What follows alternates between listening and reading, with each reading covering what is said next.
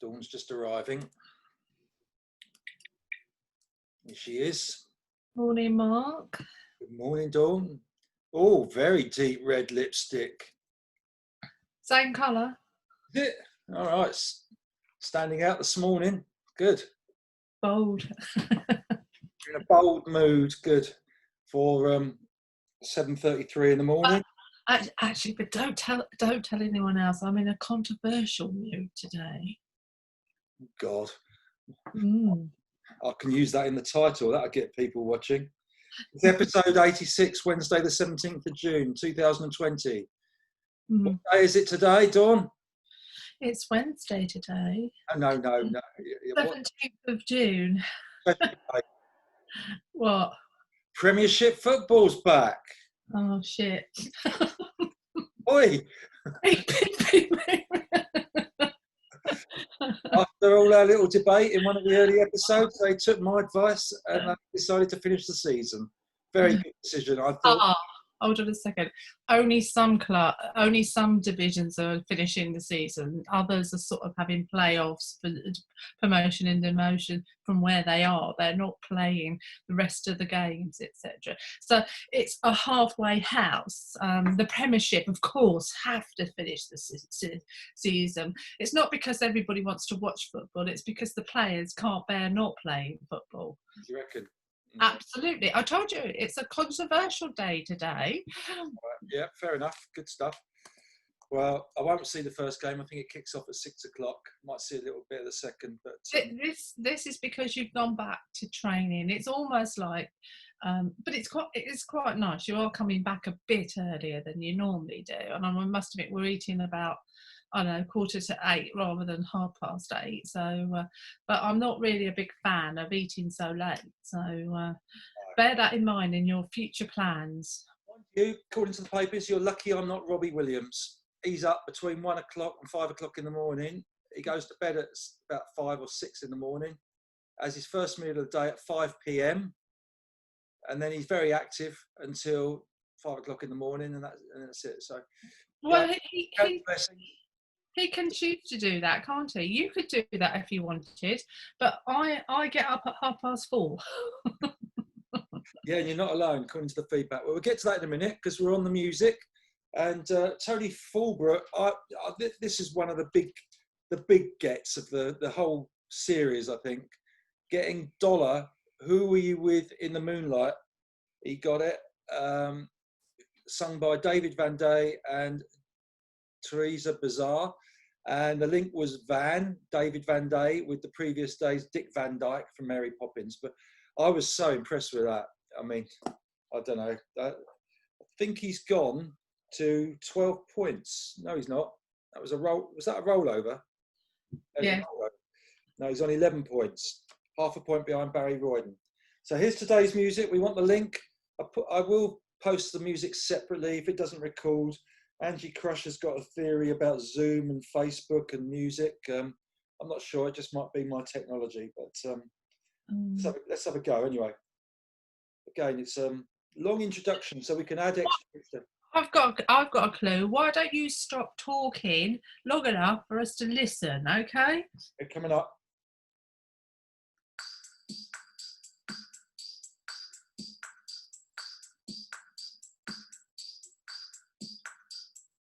You hear that? That was very clear. Weird, isn't it? Don't know. Yeah, very weird. Feedback.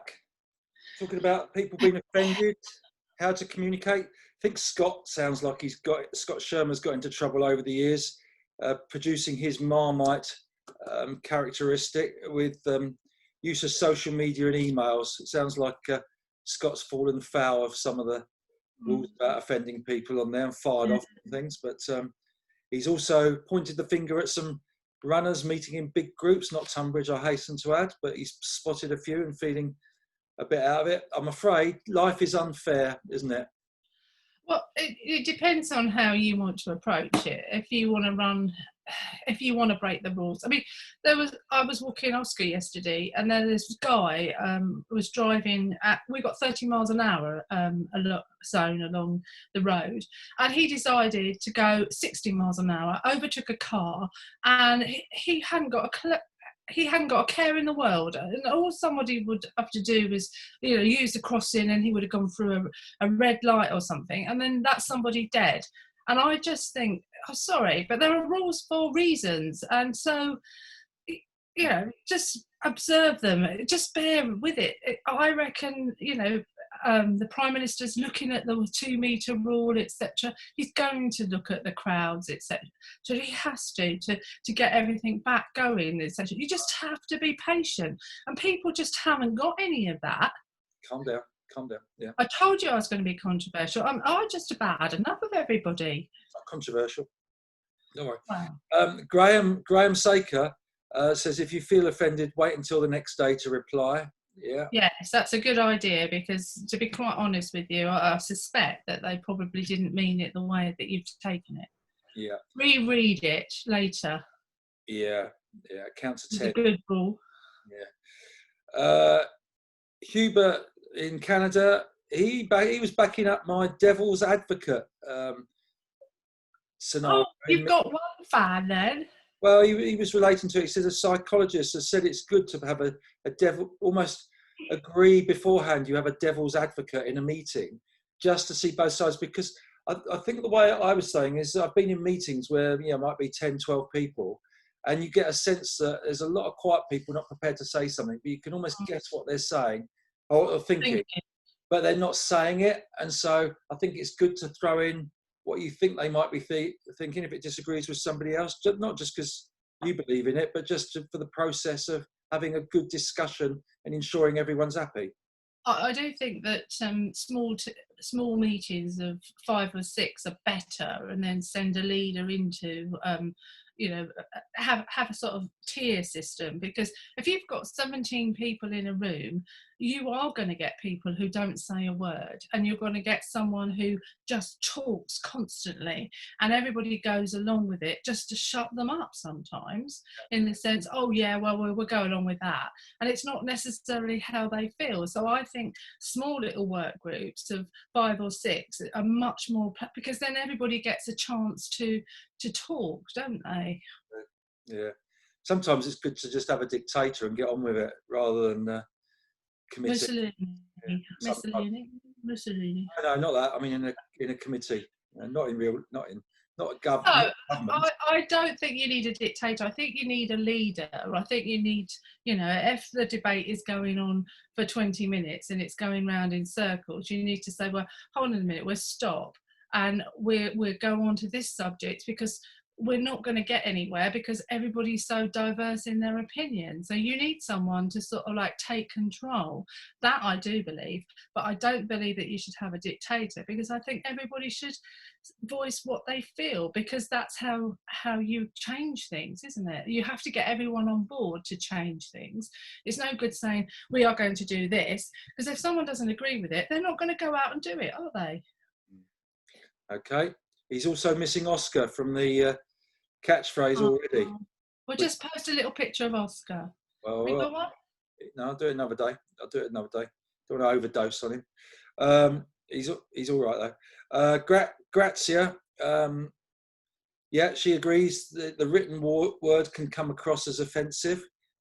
She's also been waking up at 4 a.m. A few were worried. Graham was worried about you as well, looking tired. Grazia's having the same issue, not sleeping for some reason. I'm sleeping really well. She's really worried about that dress that Angie Crush put up, the photograph for yesterday, where some of us see it as white and gold, you see it as blue and black, didn't you? Yeah. Yeah, well, Grazia varies from day to day or hour to hour. But people swing both ways, don't they? So I wouldn't worry about it. It's just the way of the world. It's what it goes. I tend not to worry too much about these things, because at the end of the day, I think it's, if you, this is just a test and how your brain works. And I do believe that I believe your brain works completely different to me, because we'll have a conversation and I'll think, I don't know what the hell he's on about. Really? And you see it completely different to me. So I do definitely believe that brains do work in different ways. Well, we're going to see how you're wired, so they say. if we crack on, we're going to see that demonstrated shortly with the subject. Yeah, she's worried. Following on from statues being removed, we've got books being removed from university libraries, Grazia points out. So that's a bit worried. And in fact, Tony Fulbrook, he's brought George Orwell into the discussion. He wrote the book 1984. Yeah. And it's said, I'm double check this, so I've got to be careful, but I'm trusting Tony with this quote. It says in the book, every record has been destroyed or falsified. Every book rewritten, every picture has been repainted, every statue and street building has been renamed, every date has been altered, and the process is continuing day by day and minute by minute. History has stopped. That's what he wrote about 1984. He wrote it back in the day.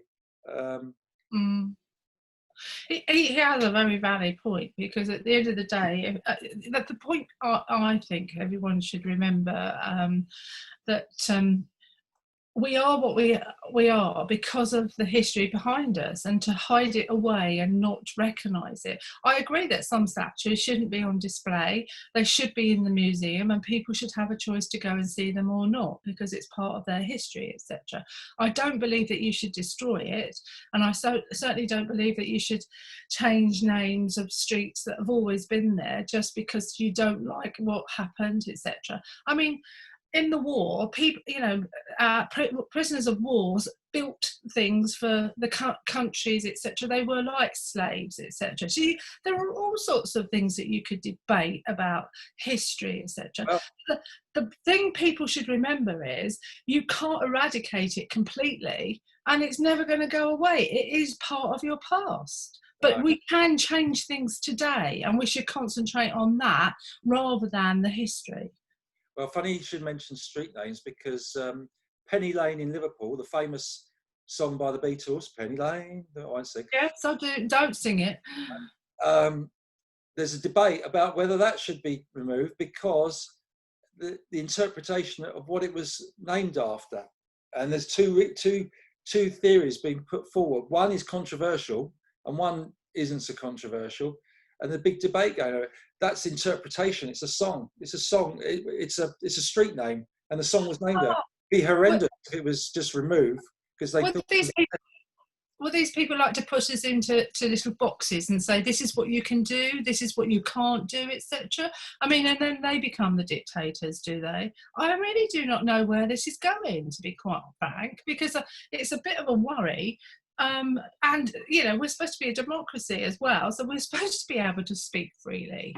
I do believe that you should be calm when you put your points across, and calm down then. You should lobby Parliament to make changes, etc. And I do understand that it is frustrating for a lot of people for these types of things to happen, but they've got to believe that they're not going to stamp it out immediately. It's going to be a work in progress. I mean, it's like everything that you want to change. It's not going to be tomorrow that it happens. Well done. Well, my little fact on George Orwell. Do you know where he used to live at one stage? Oh, no, I mean, I know there's number 77 Parliament Hill, where we go for the cross-country championship. Oh, right, number 77, blimey. We'll go there next time we're there. Next time you're like that, yeah, it's on Wikipedia. Yeah, right, okay, subject. You're talking about my brain and your brain, working in different ways. We're going to lighten it up, so you don't need to be controversial. Okay. I've got five one-liners here that made me titter when I was doing my research, and I want you to give them points 1 to 10 on your tittering. All right. Right. Okay. The first one.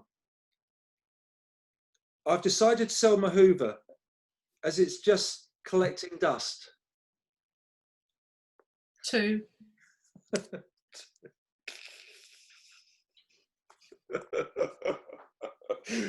You're laughing. Look, because of what you've said. That's the problem. Try and keep a straight face when you I'm laughing at you, not laughing.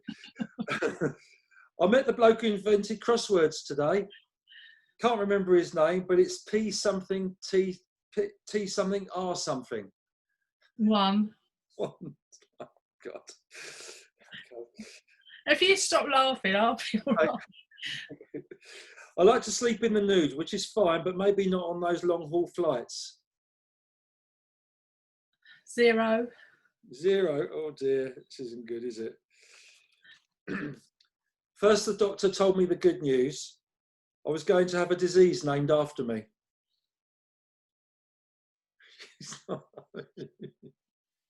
0. Stop laughing, you're making me laugh.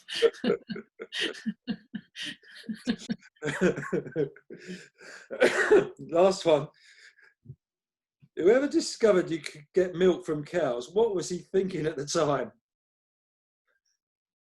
Oh, that's probably about a 2, because then you got to think again. These are terrible. What's the matter with you? Well, that was Tim Vine, Bob Monkhouse, and Billy Connolly. That lot. Right, okay. At the time, honestly. You obviously can't deliver them as well as they do. Oh, I did think that beforehand, and of course I can't. No, absolutely, that is true. Maybe if I was listening to them instead of you sitting there, you know, laughing to yourself, perhaps. I mean, apart from me laughing because you're laughing, that's. What about this one from Bob Monkhouse? I really enjoying sex at 60. It's only a 100-metre walk up the road. See, you just don't think the same way as me. It is frightening.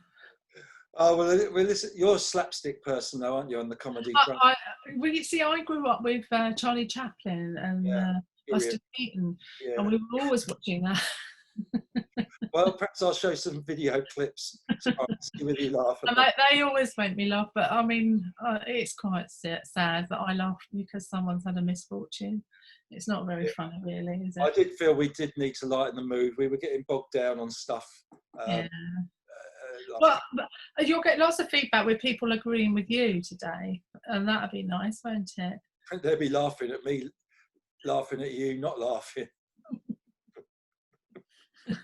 Can we go now? Yeah, so 2 points for Billy Connolly and Tim Vine. Well done, lads. That's it. Right. Cheerio then. Yeah, you can go now. Keep trying, guys. Keep trying.